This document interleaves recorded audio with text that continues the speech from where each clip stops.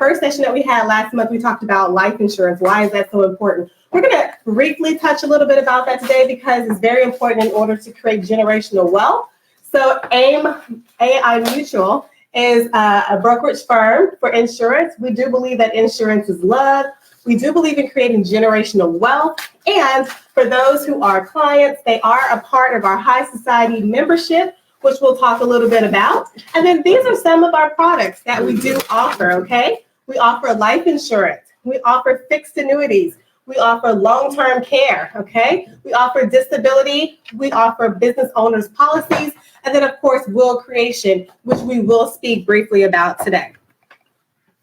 So what is our agenda for today? All right, we're going to keep everything moving. It's going to be very high energy. Feel free to ask questions if you would like.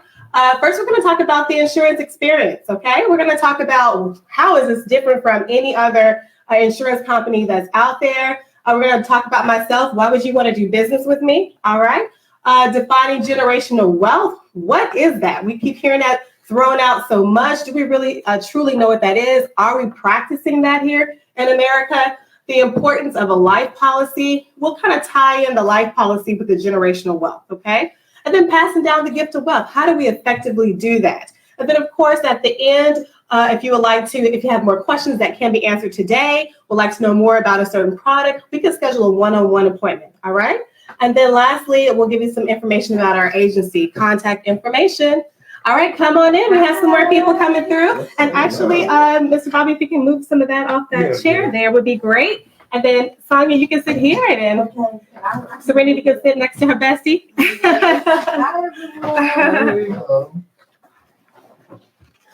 Is this one more time? Okay. Okay. And we just got started, so you haven't missed anything, all right? And we do have donuts, Serenity. We have donuts here. All right, and we also have coffee and then water in your bags, all right? Okay, perfect. We have to have an extra bag, so I think it's on the floor. I apologize, but we'll get it for you, okay? Yes, and we did have a question on the floor already. Go right ahead. Can I have some water? Yes, you can have some water. Actually, you know what? We can get one out of the bag, okay? Yeah, mine. Is that okay? Thank you.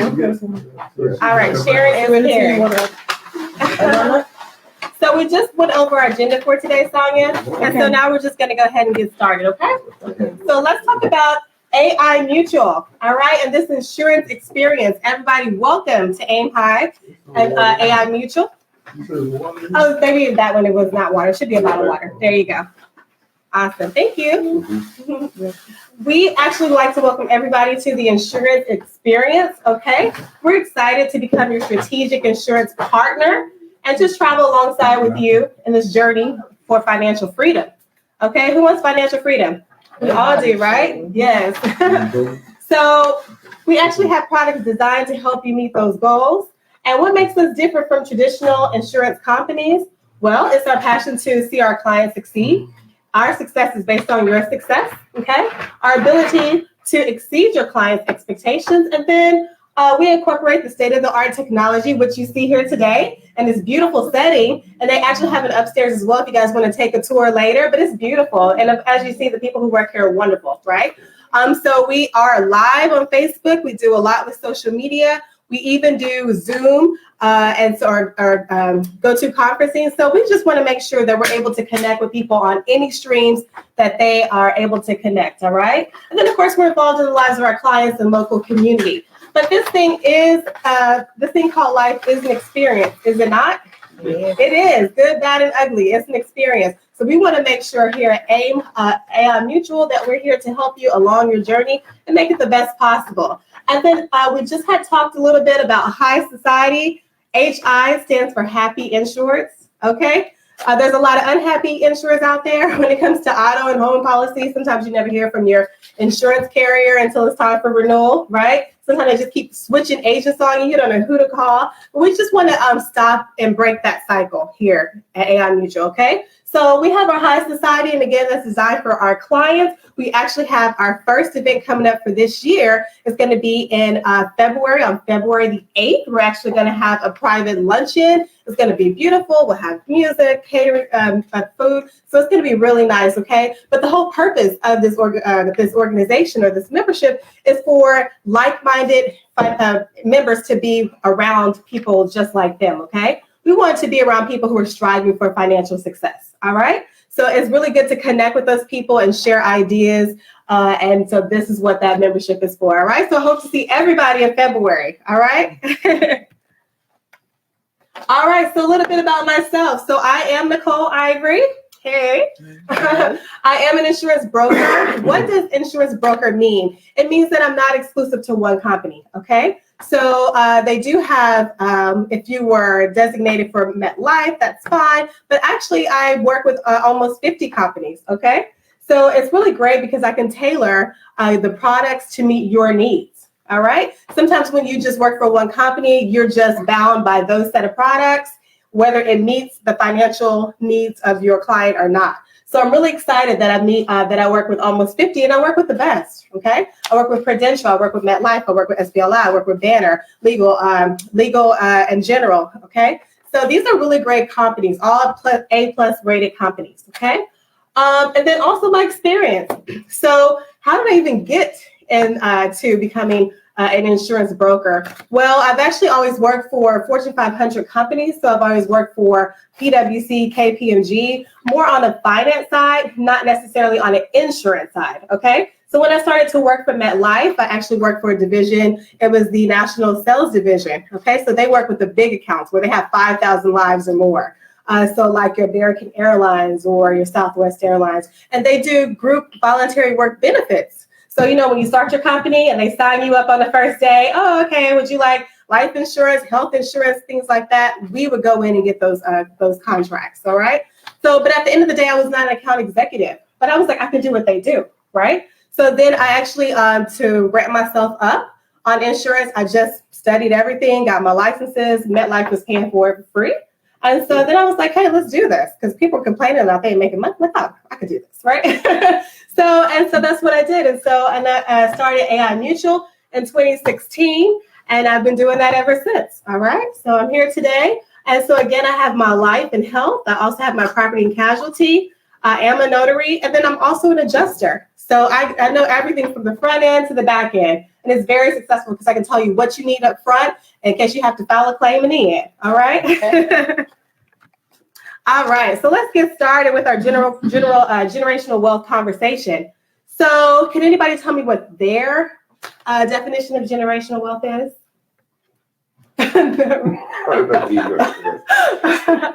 It is passed down to each generation, like starting from your mom's mom to your mom. Now, what is passed down?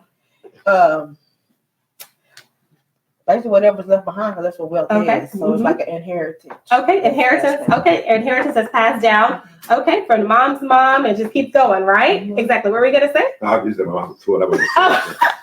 No, I think it's like something that a vehicle that provides income. Yes. That you can pass on to your next generation. Okay, I like that. I like the vehicle, right? Because the vehicle does what? It gets you from point A to point B. So you have to kind of know where you're going, right, to make sure you're in the correct vehicle. So I really do like that, okay? So a generic answer that most people do say is wealth passed down, right, from one generation to the next. And then that's it. That's the end of the conversation. They leave it there. And it's just kind of like, okay, well, explain that a little bit more. Let's take a deep dive into that, right? So that's what we're going to do today. I mean, it does sound self-explanatory, but we need to know what that means. So let's break down the equation. So I actually have successive family units plus residual assets equal generational wealth, okay? Successive means concurrent, right? Mm-hmm. So they have a generational, you may have generational 1, 2, and 3, okay? And those are family units. I always say you can't have generational wealth if you don't have a family. That's just kind of what that is, all right? And then residual assets. A lot of people in America don't even talk about A assets. Then they'll talk about residual, like residual income. We just kind of go to work, right? And we just make that income, but we have to keep working at that particular job in order to make income. So we need to talk about income that actually makes income for itself, right? And that's going to happen regardless if we work or not. And so that's really good because as long as you can consistently have that coming in, then that can be passed on to your heirs, okay? And then all of that equals the generational wealth. So let's look at the definition of wealth, all right? It's the abundance of valuable financial assets or physical possessions which can be converted into a form that can be used for transactions. There are some key words that I really like in that particular definition. 1 is abundance. All right. And then 2 is assets, and 3 is conversion. Conversion. Why do I like those words in here? First of all, in order to have generational wealth, you have to have a lot of something. You can't pass down $2, right? You have to have a lot of something, okay? And so it has to be a very large quantity. 2, assets. It has to be property owned by a person or a company, right? It has to have value. Whatever you have has to have value. And it has to be able to meet debts, commitments, or legacies, all right? So we kind of have to, with that part just right there, we have to think in the future. You have to start dreaming of what your family is going to look like. So you can say, if what I'm doing today is going to meet those future financial obligations, all right? And then the third is conversion, kind of talking about that vehicle, right? It has to change or transform. Whatever you have has to be able to transform into monetary or financial, finance. So that way you can go ahead and purchase what you need, okay? So this is very important. A lot of people have an abundance of stuff, okay, that can be converted into money to meet financial obligations. So we have to kind of look internally to see if what we have is stuff, right? Or if it's something that actually has value. And the goal here is to create an abundance of something that holds value and can be converted to meet financial obligations, all right? So let's keep moving. Let's go to definition of generational, all right? Relating to or a characteristic of all the people born and living at about the same time, regarded collectively, all right? So here again, I kind of highlighted people that are born, living at about the same time, because that kind of separates generations, right? Okay, so these sets of cousins, we all kind of know, oh, these are my cousins who were born around the same time. Then their kids have kids, right? And then that's another set. So they're all kind of born around the same time. And that's how you define what a generation is. It's not like between, every 10 years or anything like that. It's just about collectively when a group of people are born, all right? And so one thing I like too is collectively. I think we have to start looking beyond sometimes our immediate family and look about our entire family collectively, right? So like your last name, you have to look at your last name. Okay, it's just not your immediate family or your 2 kids, right? You have other people with your last name in your family, okay? And no more questions. But we have to, and so we have to really look at that on how we can help our entire last name be successful, okay? Next, so here we are talking about a current or future family collective unit, okay, going back to collective unit. And these people are called descendants, they're called heirs, they're called offspring. One thing I want to ask you is, how many times do you hear these 3 words used in everyday conversations? Hardly ever, right? Do we not know that we're heirs, we're offsprings, we're descendants? We are never reminded of that. And it's very deep to me because we didn't have to be here, but God placed us here during this time, right? For a reason. So, and then we have to kind of think about, which I don't know, I do sometimes. I think about my history and how I say I come from strong people, because if we came across on that boat, they didn't die. Yeah. They made it. Actually, we were already here. That's another conversation. So for another day, some people think we came on a boat. Some people say we're already here. But at the end of the day, we were enslaved, right? Here. And so we still made it on those plantations as well. Jim Crow, everything. So I'm just saying we come from a strong heritage, but we also have to realize that whatever they did for us is helping us be who we are today. Okay. And one thing that was so cool, you know how we have braided hair? They actually braided roots for slaves to escape. Another thing from people from Haiti, when they got abducted, right, and brought over, they actually put seeds of different type of, grains and everything like that. They braided it in their hair because they were already thinking about their future heirs. They didn't know what was going to happen to them. They didn't know what was going to happen to them. They were just being snatched, abducted. They didn't know. But they were already thinking about, okay, I know how to plant. I know how to produce food. I know how to be able to feed my family. So I'm like, even during that crazy turmoil, right? Mm-hmm. These people were already thinking about us, okay? And we're here today because of them, all right? So my whole thing is people from now will think about us and say, wow, look at the sacrifice that they made for me. Okay, we will be a topic of conversation one day. All right. And so we have to say, okay, what is my purpose here? How can I use my time wisely to be able to help my last name? Okay. All right. And then, so let's talk about some of the people that we do know who have, that we are familiar with, that do have, generational wealth, inheritance, or legacy, okay? So some families that just come right off the top would be the Rockefellers, right? Everybody kind of knows them, like, oh my gosh, do they own this country, right? How do they make their worth? Their net worth is 1.4 billion. That changes all the time. They're all throughout government. They own a lot of real estate. They have a lot of trust funds. They're really big in oil. That's how he made his money originally. So one thing that here I just kind of want to talk about, I'm throwing out all these people with a lot of money, but you don't have to have a lot of money in order to leave legacy. But I'm throwing this out because look how big this family is. Mm-hmm. Look how big this family is. And it started from one person. One person made the difference, okay? Who just had a vision for what he wanted for his family. Now, whether you like him or not, okay. But he had a vision for his family, all right? And as a result about the trust funds, one thing I like about them is they know how to hide, well, I hate to say hide their money, but they know how to place their money and financial saving vehicles, if you will, to be able to make sure that past the third generation, which we're going to talk about the third generation curse, that it wouldn't happen to them. So they'll make sure that 50 years from now, their family has money. Okay. All right.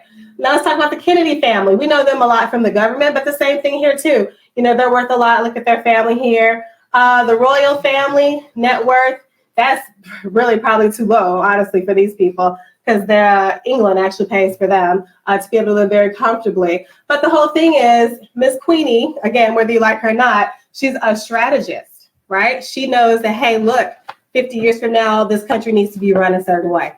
So she's putting things in motion to be able to do that, okay? And so we just have to be more strategic like these individuals, all right? So let's talk about what the Bible says about generational wealth, okay? Because these other people, you know, that could be carnal, that's fine, but what does the Bible say about generational wealth? Well, in Proverbs 13:22, it says a good person leaves an inheritance for their children's children. That's straight up in the Bible. And it says, it's in the Hebrew form, it means literally, it says an inheritance being possessions, endowments, and allotments. And I like that because sometimes people always say, oh, things are figuratively speaking. Am I saying that correctly? And it's not. This is actually literally, all right? So positions, endowments, and allotments. All right? And it says if you're a good person.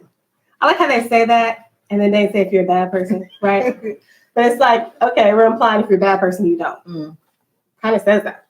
But anyway, so, and I like that too because it shows 3 generations here. A good person, that's generation 1. For their children, generation 2, children's children. 3 generations. One thing too in the Bible, they talk a lot about is when God was blessing certain individuals, he'll give them all this land and he'll tell them, hey, look, this land is for your future generations. One thing about God, you know, yes, he knows about the past, the present, but he's also about the future. Okay. So when he sets you up, he's not setting you up just for today. He's setting you up for the future. Okay. So again, we need to be setting up our family for the future. All right. Next one we have is Psalms 112, verse 1-3. And I would do it like they do in church. Tyra, can you go ahead and read that for me, please? Blessed is the man who fears the Lord, who finds great delight in his commands. His descendants will be mighty in the land. The generation of the upright will be blessed. Wealth and riches are in his house, and his righteousness endures forever. I love this one, okay? Because it says, blessed is the man who fears the Lord, all right? And then it goes on to talk about his descendants. There goes our key word again, right? Will be mighty in the land. Land is property, okay? The generation, there goes another key word, right? Of the upright. So we still got to make sure we fear God, all right? Will be blessed. And then, of course, wealth and riches in his house will endure forever. So one thing I do like about that too, again, we'll talk about a little bit later when we go to the curse of the third generation. But the whole thing is you can actually pass this curse if you keep God first. Usually in the fourth generation with God, and there's a scripture for that, he will straight curse your family if you do not keep him first, because we don't want to idolize money. Okay. And usually that's what happens, right? The first generation is working really hard. They don't idolize money. You know what I mean? They just want something for the family or to get out of a certain situation, right? And then a second generation is kind of like, oh, this is nice. You know, they're not really working. They don't really understand totally the sacrifice that their parents did, right? And then the third generation, oh, by that time, they're just lazy. They're just, you know, they don't care. They're not out there working. They probably don't even care to keep, you know, running the shop or whatever. They're not interested in those things. And so that's when it just stops. And then it has to start all over again. Okay. So we just don't want to do that. All right. So, all right. So let's talk about it. So why is it imperative for your family to own a life policy? All right. There's a lot. The first thing is some studies show that as many as 40% of the people that die in the United States do not have insurance at all. Okay. And over 50 million people in the U.S. are underinsured or don't own their own insurance. Nicole, what does that mean? It means that when I say underinsured, that means if you calculate for your life, if your mortgage is $250,000, kids' college is $200,000, that's already $450,000. Maybe you have some other debts out there that come to $50,000. That's $500,000 minimum that you need. We're not even talking about maybe anything extra to create that generational wealth, right? $500,000 that you need to meet your debts. Sometimes when you start these new jobs, right, they do have the little checkbox. Oh, hey, Miss Anya, you can get, you know, X times your salary. But they cut that off. They don't do unlimited, right? They may say 5 times your salary, 3 times your salary. Well, that could be good or not good, depending on your financial situation, right? So that could very well leave you underinsured. And then while I'm there, everyone needs their own private insurance because these jobs, Taro, you know, right? Why you bring me up? I'm sorry, Why you bring me up? You know what I'm saying? But they literally will just get rid of these policies. Yeah, I know, okay. Yeah. Thank you. You no problem. She's my insurance. Just so you know. And so sometimes people are just too comfortable with this. They're thinking, oh, this is great. And the other thing too is when you sign up for this life insurance with your company, you never receive any type of policy information. And everybody's just so faithful. They're just so trusting. Like, oh my God, when I die, these people are going to take care of my family. They don't even take care of you while you own a job. They don't. When's the last time you got a raise? When's this? You know, it's just crazy what you even have to fight for normal stuff on the job. And then you just really think these people are just going to be so loving and kind and take care of your family when you die? No. And so the whole thing is I tell people in any type of insurance, you always have a policy. If it's auto, you have a policy, right? There's a policy number. They mail it to you. Same thing with home insurance. They mail it to you. You can call up your agent. Same thing with life insurance. And so I tell people all the time, just don't take my word for it. Just contact your HR department. Ask them for that insurance information. Call that number. See if it doesn't send you to, you know, India or somewhere. Yeah. And then it's just, and then they're really curious, like, why do you need it? Are you about to die? Like they ask some really crazy questions, you know? And so, because they don't want to pay. That's just what it is. So that's why you need your own private insurance, okay? And so I just tell people, don't become a statistic. These are the numbers. So don't become a statistic, okay? We already know it's out there. So what are some of the benefits? Pay final expenses. That's the first and foremost. I tell everyone your funeral is your responsibility. Mm-hmm. Sometimes people say, oh, I may not have enough for a life policy. I was like, okay, well, if you don't have enough for life policy, who says your family has enough to bury you? I mean, it's just, you know, you have to kind of be considerate of everybody else's financial means too. And then to cover your children's educational expenses, replace the spouse's income. Ooh, this is very important too. If you have a sole breadwinner. If you have a sole breadwinner, that person really needs to be covered because if they die, that means there's $0 coming into the household and it's really going to set you back. Okay. But it's still important if you both work and you're both living at 2 incomes because you're still going to take some steps back. Buy out a business partner's shares, pay off estate taxes. And then of course, going back to what we're talking about today, generational wealth. Okay. I love this one right here. So he's definitely not in the running anymore to become president, right? But he was the hopeful, Andrew Yang, right?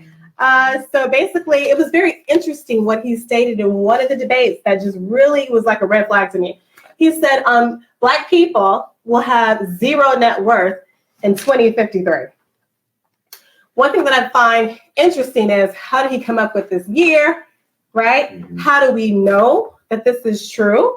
If he knows this, how come our elites, our Black leaders are not talking about this? This is pretty major. So when I started to research this, that's true.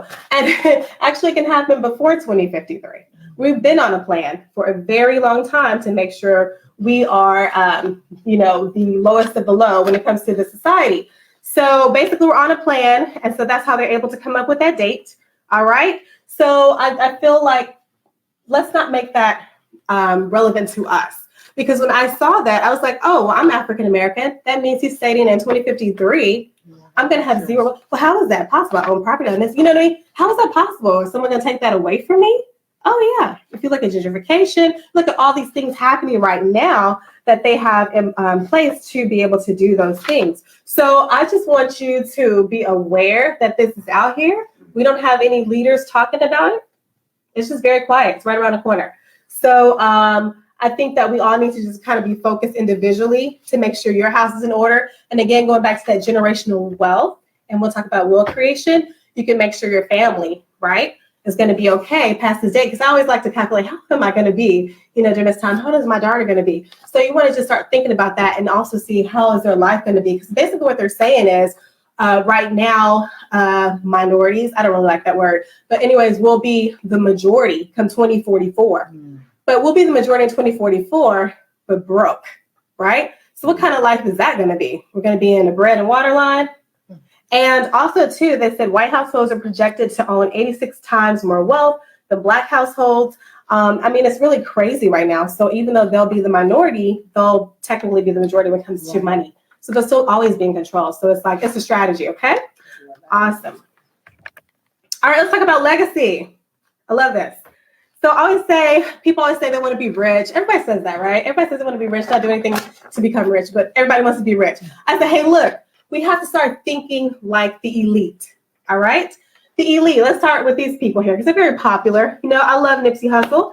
One thing I liked about him was he actually, his net worth was $8 million, but he still had $1 million policy. So when he died, his kids were able to get that right. And so I tell people all the time, rich people still have life insurance. You know why? Because you're buying money. You will never pay more into what you're getting out. All right?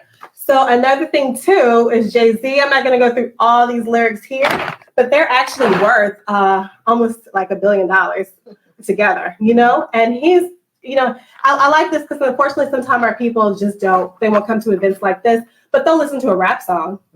So I'm happy he did put that out there, okay? So just really quickly, I like this because he says, take those monies and spread across families. My sister, he's naming all these people that he wants to include in his life policy as beneficiaries, okay, Eric? And then the rest to be his wife for whatever she wants to do. This is how, and then he's giving her instructions basically like on what she can do with that money. She can start an institute. She might put poor kids through school. His stake is Rock Nation, which is a business. He said leave a piece for her siblings. He even has money, again, his last name includes her family now, for her siblings to give to their children. Okay, these are just some more companies he owns. And then he was just saying be able to fund people with ideas, which he does now. If you have a great idea, he does invest in those people. All right, and so he's just saying, hey, basically we can be our own Negro League, have a society within a society, and that's what we have to have, right? And so I just really like this because he's teaching young people the power of life insurance. Another person who actually started his business, which is say his empire, was Master P. His granddad left him $10,000. $10,000. And he's worth, all kind of money now, So without that, where would people be? And I always like to ask us, what if somebody left us $100,000? How would we feel about that? Will we thank those people? I'm just saying, so let's do that for our future generations, okay? All right. So now we're going to talk about how to effectively pass down wealth to future generations. So the first thing is the power of the wills. So one way that land has been taken from African Americans is the fact that we don't put anything in writing. We just don't. We just assume, we're good people, so we just assume that when we die, our heirs would naturally get that. To me, it makes sense. It does make sense. But the system is set up in such a way where if it's not documented properly, then the government can come take that away. Okay. So we have to just be smart. And if we know that, just think, 3 steps ahead and just make sure everything is documented properly. Okay. One thing in Texas is you can actually just go online. There's a document you can just fill out and then go to a notary, right? And then have someone who's not vested in you to be able to sign on your behalf as well, right? And just say, yes, I this person did say this, and then have them sign. Boom, you got a will, okay? It's not that difficult to create a will. Now, if you have a lot of assets, well, then yes, you may need a lawyer. It's a little bit deeper than that, right? Because you want to make sure that's done correctly. But another thing, too, is teaching our kids about entrepreneurship. Again, going back to the Jay-Z song, one great thing to do is one thing to have wealth, but if you don't teach your kids or heirs what to do with it, what's the point? Okay? What's the point? So there's this one gentleman, I really like what his philosophy is. He's actually teaching his kids about how to live off interest. So him and his wife have an $8 million policy. He's teaching his kids, okay, this is what you do. In the event I die, you get $1 million, you put it in a money market account, you live off the interest. So you make $50,000. Yes, exactly. And I think I shared that too. But you make $50,000 and you live off the interest. So you never touch that money. That's how the rich people do it. Okay, so we have to start thinking like that. Then you always have money. Okay, entrepreneurship, again, that goes with the whole residual money. You have money making you money, home ownership. That's another way that wealth is being stripped away from African Americans through low home ownership. Then also land ownership, that's also low as well. So we have to be able to start acquiring land. One thing that I think is very interesting is how we used to own a whole lot of land, and now everybody has taken our mindset off of land. Mm-hmm. But they're quickly accumulating all that up. The Bible talks about land too, right? So God was always giving land, right? And so we have to think about, oh my God, why is it so important? If somebody's trying to distract us from being able to buy this, it may be a little important. Kind of like it's voting. If somebody's going to go through all this so we won't vote, right? Then voting may be important to a degree, right? So we have to look at that as well. And then just go into the rule of 3. So let me see if I have the other one in here. If I put that in here, I did not. So the rule of 3, I'm going to talk about the rule of 4. So the rule of 3, Chinese proverb, is basically shirtless to shirtless. I kind of told you about that too. If you're broke, right? You're like, hey, I got to hustle, make this money for my family. And then the second generation is living good. And the third generation is broke again, right? And so we don't want to be like that. And then, of course, the rule of 4 is for biblical. And I apologize, I didn't include that slide in here. But basically what that is saying too is basically the same principle, but that is a little bit deeper. It's talking about your relationship with God. If you start to idolize money, then he will take that away and have you refocus again on what's most important. All right.